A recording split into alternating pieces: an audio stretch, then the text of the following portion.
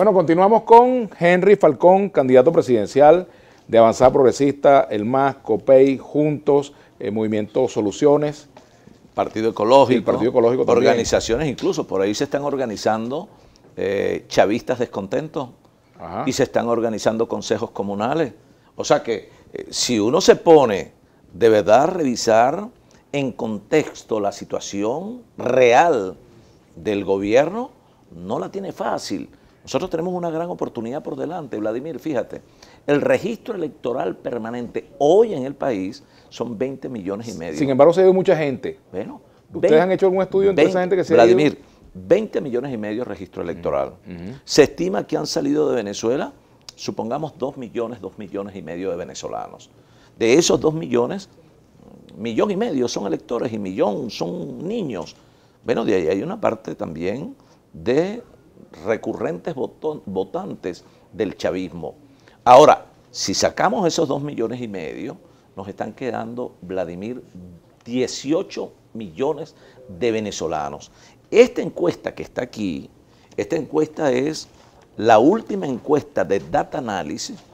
Aquí está. Esta es la última encuesta de Data Analysis. Esta es la encuesta de Data Analysis del primero al 14 de febrero del 2018. Tiene datos interesantísimos que vale la pena revisar. Aquí incluso esta encuesta plantea su ficha técnica. Esta es una encuesta de un tamaño, una muestra de 1,000 personas, con un error máximo entre el 3, más o menos de 3,04% y un nivel de confianza del 95% hecha en hogares. Esta última encuesta de Data Analysis recoge en su estudio que el 91,2% de los venezolanos califica como negativa la situación del país. Y esta misma encuesta recoge que el 80% de los venezolanos rechaza este gobierno. Pero cuando nos vamos en la propia encuesta a buscar la tabla de cuáles son las expectativas de participación de la gente en el proceso electoral, fíjate, nada dispuesto el 9,4%, poco dispuestos el 13,3%, dispuestos el 34%, y muy dispuestos el 39,1%. O sea, decía aquí Luis Vicente León sobre esos números que por lo general, y lo hemos conversado, cuando se concreta el día de las elecciones, los que dicen que están realmente dispuestos son los que votan. ¿Cómo hacer para que esos que están dispuestos pero no están tan seguros voten? Bueno, hay que generar, Vladimir, o los que incluso no están dispuestos. Narrativa, una estrategia discursiva, una organización de calle que convenza, que emocione, y hay que derrotar a quienes de alguna manera están convocando a un camino que no tiene ningún destino. ¿Qué destinos tiene la abstención?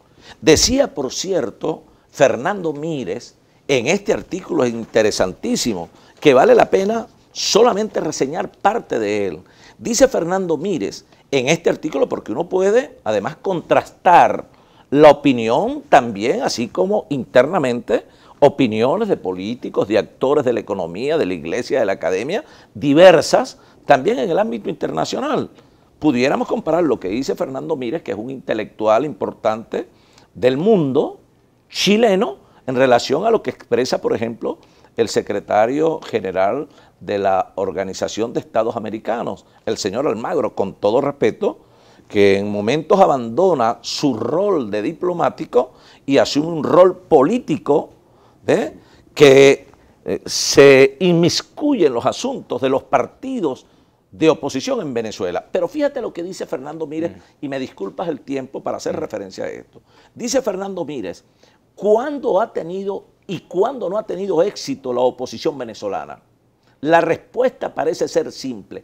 Todos los éxitos de la oposición, desde el plebiscito que derrotó a Chávez en el 2007, pasando por la victoria electoral robada a Capriles en el 2013, hasta el grandioso éxito del 6 de diciembre del 2015, han sido electorales. Todos.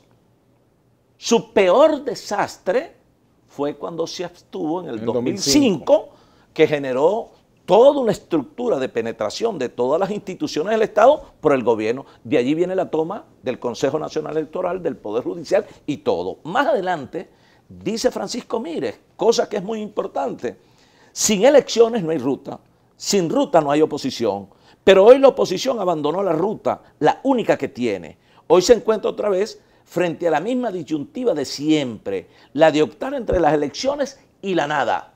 Y entonces recurre a lo ocurrido por allá en el año 2005. Como ocurrió en el 2005, la oposición, aún siendo mayoritaria, ha decidido batirse en la retirada y perder cualquier posibilidad de éxito. Cierra el artículo rápidamente con algo que merece una reflexión de la dirigencia política y fundamentalmente de todos los venezolanos. Dígase, téngase seguro, si nuevamente el abstencionismo logra triunfar, no habrá más elecciones en Venezuela, ni legítimas ni fraudulentas.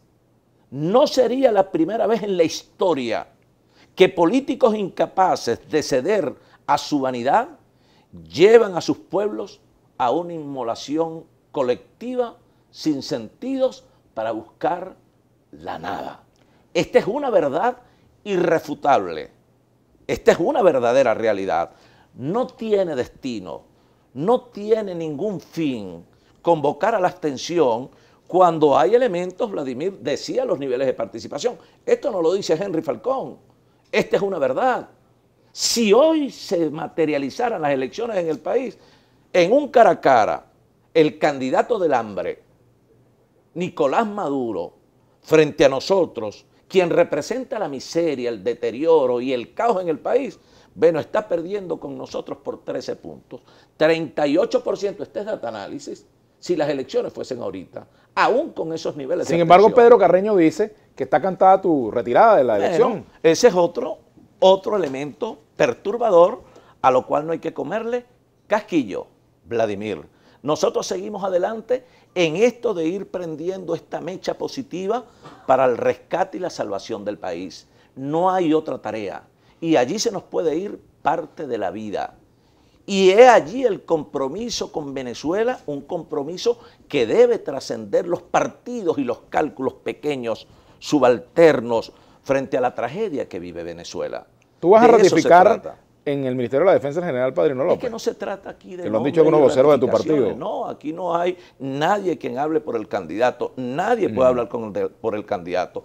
Todos pueden hablar del candidato, pero las discusiones, los debates para la toma de decisiones en un momento tan estelar, pero también tan importante para la historia futura de este país, tiene que ser muy adecuado a las expectativas del pueblo y muy meditado en atención a no fallar. El próximo gobierno de unidad y salvación nacional está obligado a ser un gobierno de éxito. Por eso nosotros hemos planteado una transición, un gobierno de transición de unidad y salvación nacional. Por cierto que sobre ese tema, Chugo Torrealba, Jesús Torrealba, el secretario ejecutivo de la MUD, propuso un acuerdo político entre el Frente Amplio y Henry Falcón en cuanto a que tu gobierno durara 3 años y que tuvieran un gabinete integrado con dirigentes y propuestas de venida de dirigentes de la MUD y que no exista la posibilidad de reelección para ti en ese momento. Es decir, que te apoyen en esa condición de que tu gobierno dure solamente 3 años. ¿Has pensado eso? Eso es un planteamiento para el debate que lo planteamos nosotros. ¿Tú sabes hace cuánto tiempo planteamos nosotros ese esquema de la transición democrática para la salvación y la unidad del país? Hace un año, Vladimir. ¿Qué expusimos en ese esquema de transición? Un gobierno extraordinario, un gobierno especial, un gobierno que ahora convoque, que sume, pero un gobierno que esté ajustado a la posibilidad solo de un periodo sin reelección, un periodo que pudiera estar sujeto a un debate nacional para entendernos en ese periodo especial, bueno, en una discusión que puede arrojar un tiempo de 3, de 4, de 5 años. Ese es el debate para un gobierno de transición, pero además un gobierno de transición que sea capaz de presentarle al país un programa mínimo que priorice en lo económico, de allí la propuesta de dolarización del salario, de la revisión de todo el esquema de la base monetaria del país, sobre elementos técnicos, verificables, científicos, que nos permitan también abordar los grandes Es desequilibrios. imposible salvar el bolívar, hay que ir a la dolarización. Es que la dolarización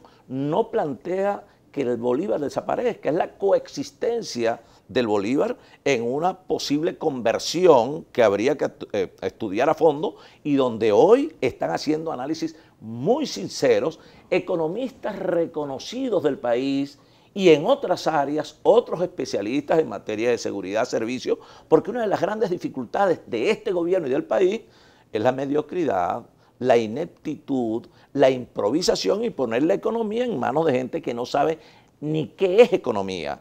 Y así está sucediendo con Petróleo de Venezuela. Tú pones a alguien en Petróleo de Venezuela que en su vida ha visto de verdad un proceso de refinación, que conozca una estructura de la principal empresa petrolera del país, que la partidizaron al extremo y de allí la caída en la producción petrolera que nos tiene en una condición de miseria.